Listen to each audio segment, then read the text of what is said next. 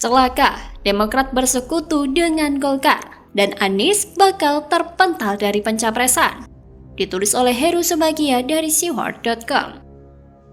Saya dengan sukacita, seperti Pak Erlangga juga dalam berbagai kesempatan, saya ikuti juga membuka diri untuk bergabungnya antar kekuatan politik, bergabungnya partai-partai politik. Kami juga yang saat ini terus membangun kebersamaan dengan Koalisi Perubahan juga tentu membuka diri. Langkah koalisi menuju kursi pencapresan semakin ngawur dan tidak jelas. Baik elit dan partai atau koalisi partai sudah mengalami krisis kepercayaan dan juga terdegradasi legitimasi kedaulatannya. Berpikir sekadar untuk kenyamanan dan keselamatan diri untuk elit partai tersebut dan juga partainya. Koalisi yang terbentuk akhirnya mangkrak, tidak produktif dan hanya sekedar statuta atau piagam kesepakatan. Dirusak dan dibelokkan oleh berbagai alasan tindakan politik praktis. Kekuatan penuh hanya sebatas kalimat dalam pasal dan ayat. Substansi koalisi sudah ditinggalkan atau dikosongkan. Koalisi partai diakui jika saat ini sedang galau dan tidak jelas eksistensi dan pengaruhnya baik untuk anggota dan juga relasi dengan partai lain atau koalisi partai lain. Wadah politik besar rusak tidak seindah yang dibayangkannya dan diharapkan tiba saatnya mereka membuat sekoci sendiri dan siap tinggalkan perahu koalisi lama. Apa yang sedang menimpa dan dilakukan oleh Ketua Umum Partai Demokrat Agus Harimurti Yudhoyono bersama Ketua Majelis Tinggi Demokrat Susilo Bambang Yudhoyono menggelar pertemuan dengan Ketum Partai Golkar Erlangga Hartarto sebagai fenomena baru dalam relasi dan transaksi sebuah kepentingan politik terbaru. Golkar dan Demokrat sedang dalam penjajakan serta komunikasi politik, ini bisa dianggap sebagai bagian pengkhianatan dan penghinaan bagi partai dan juga koalisi partai yang sudah terbentuk.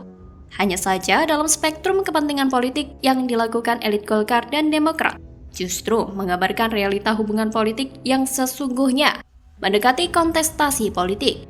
Urgensi sebuah komunikasi politik secepatnya dilakukan sebagai bagian adaptasi dan pemutakhiran agenda dan kebijakan kepentingan politik masing-masing.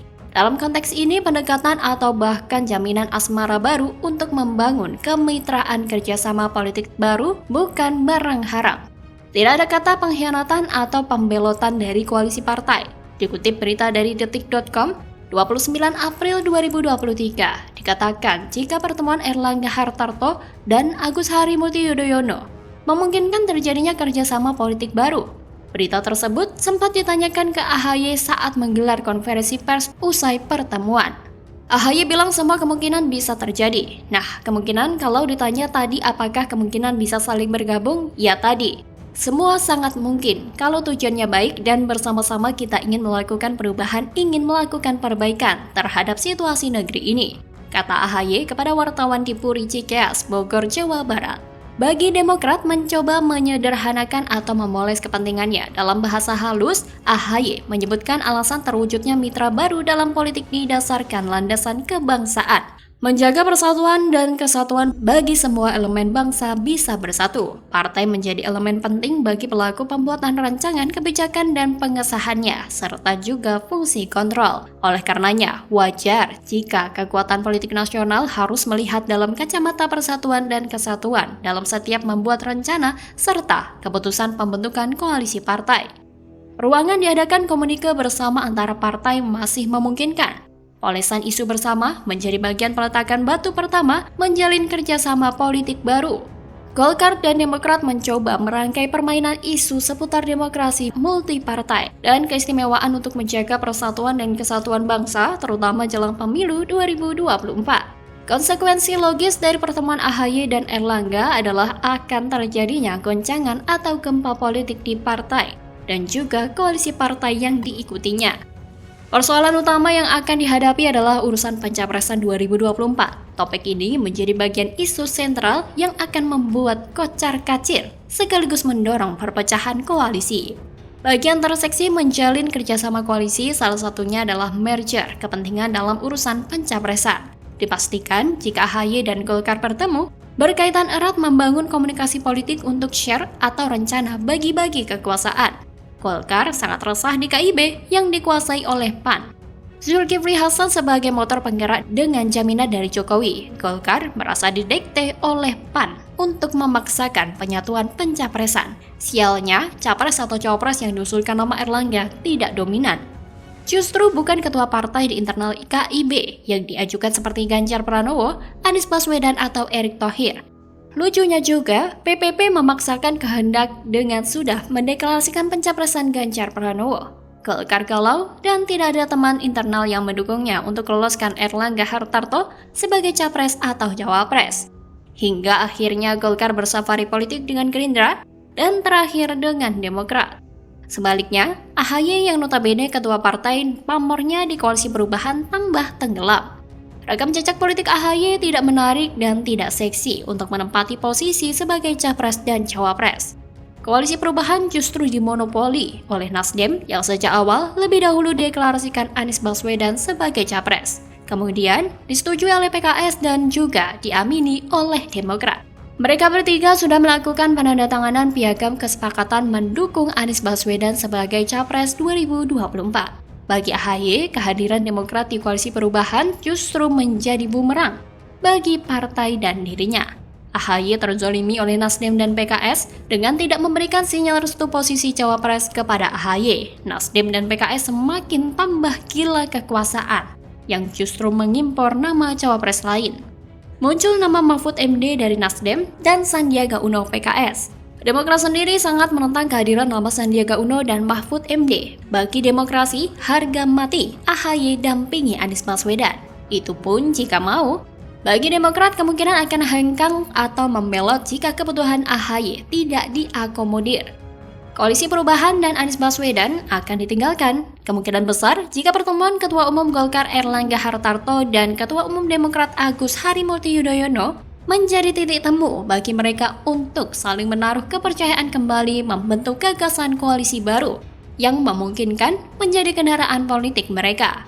Menjadikan pilihan terbaik sebagai cawapres dan capres 2024. Dengan demikian, sakit hati mereka akan terobati. Mereka dalam koalisi partai sebelumnya yang tidak dianggap dan mendapatkan porsi sesuai haknya. Mereka dalam koalisi partai sebelumnya yang tidak dianggap dan mendapatkan porsi sesuai haknya, yakni Golkar sebagai capres dan atau cawapres, dan Demokrat menginginkan cawapres. Bagaimana kalau menurut Anda?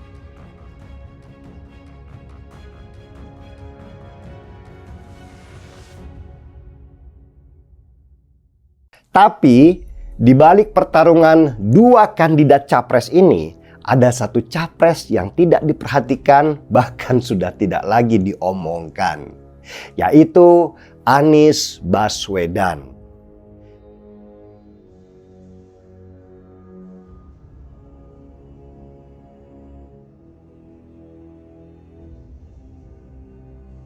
Demokrat sebut Ganjar berpotensi ungguli 12 juta suara Jokowi di Jawa Tengah? Aneh, partai sendiri lagi jeblok malah urusin capres dari partai lain.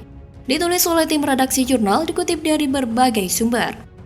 Wasekjen Partai Demokrat Johnson Sitindaon menyebut bahwa Gubernur Jawa Tengah Ganjar Pranowo berpotensi mengungguli 12 juta suara Presiden Jokowi ketika Pilpres 2019 di Jateng. Tepatnya Jokowi meraih angka kemenangan di Jateng sebesar 11,8 juta suara, sehingga Prabowo Subianto sulit untuk menyainginya. Ganjar Pranowo pun berpotensi mendapat hal yang sama. Johnson mulai membandingkan Jokowi dengan Ganjar Pranowo.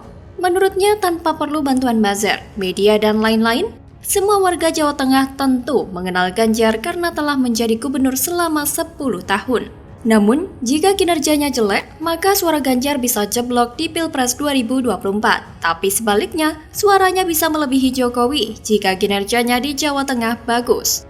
Johnson pun mulai mengungkit perbedaan suara Ganjar dan Sudirman Said ketika pemilihan gubernur Jawa Tengah 2018, di mana selisihnya hanya 3 juta suara. Johnson juga menyebut bahwa antara Jokowi dengan Ganjar itu sangat berbeda, tidak linear, apalagi jika dikaitkan dengan suara. Karena di mata masyarakat, tiap pemimpin itu punya penilaiannya sendiri-sendiri, termasuk di Jawa Tengah sekalipun yang kampung halaman mereka berdua. Sorry to say nih, sekelas senior seperti Johnson ini kenapa tidak melihat ke belakang tentang partainya sendiri? 2004 sampai 2014 Demokrat adalah pemegang mandat kekuasaan, dibuktikan dengan SBY sebagai presiden. Tapi sekarang, ngemis-ngemis lobby minta jadi cawapres. jatuh kelas kualitas Partai Demokrat. Apa yang diungkap oleh Johnson Sitindaun ini tentu sah-sah saja, karena setiap warga negara berhak mengutarakan pendapatnya. Tapi, menurut saya, alangkah baiknya Johnson mengurusi partainya saja. Lihatlah elektabilitas Partai Demokrat sekarang jeblok. Demokrat menjadi partai tengah dengan tingkat elektabilitas rata-rata di atas 7%. Bahkan Demokrat dalam sebuah survei politik pernah bercokol menjadi bagian dari 5 parpol terbesar. Dalam dinamika politik, Demokrat terus mengalami pasang surut elektabilitasnya, dikutip dari Harian Kompas, Selasa 21 Februari 2023. Tingkat elektoral Partai Demokrat berada di posisi keempat dengan raihan 8,7%.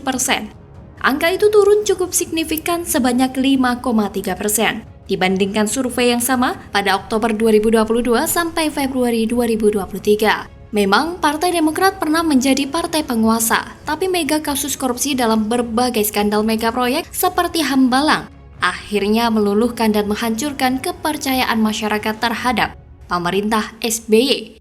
Tahun 2022 menjadi momen kelam kemunduran Partai Demokrat. Kehancuran partai berlambang bintang Mercy itu disebabkan oleh Ketua Umum Partai Demokrat Anas Urbaningrum yang tersangkut korupsi dan juga beberapa kader partai yang juga terlibat kasus korupsi. Selain itu, Demokrat juga akan segera mendapatkan perlawanan dari mantan Ketua Umum Partai Anas Urbaningrum yang akan bebas dari hukuman. Potensi kekerasan politik semakin keras dari Anas Urbaningrum. Mantan Ketua HMI tersebut akan mengancam dan memproses kembali hal ihwal hukumannya yang diterimanya. Setidaknya Anas Urbaningrum akan membersihkan noda hitam politik yang bersemayam dan mengembalikan citra positifnya. Tentunya, perlawanan politik individu Anas Urbaningrum akan menghabiskan waktu dan tenaga dari partai dan juga ketua umumnya. Di sisi lain, keberhasilan AHY untuk duduk mendampingi Anies Baswedan menjadi kenangan pencapaian politik secara komprehensif. Dua titik daya ungkit adalah posisi di pemerintahan sebagai wakil presiden dan koktels efek elektoral. Demokrat secara elektoral semakin naik ketika AHY berhasil disandingkan dengan Anies Baswedan. Tapi Demokrat juga harus melihat manuver Partai Nasdem yang seperti memberikan kode akan hengkang meninggalkan Anies karena elektabilitasnya yang tak kunjung naik. Dari sini seharusnya Johnson Sitindaun melihat bagaimana kondisi partainya sendiri daripada harus mengurusi keberhasilan capres dari partai lain. Bagaimana kalau menurut Anda?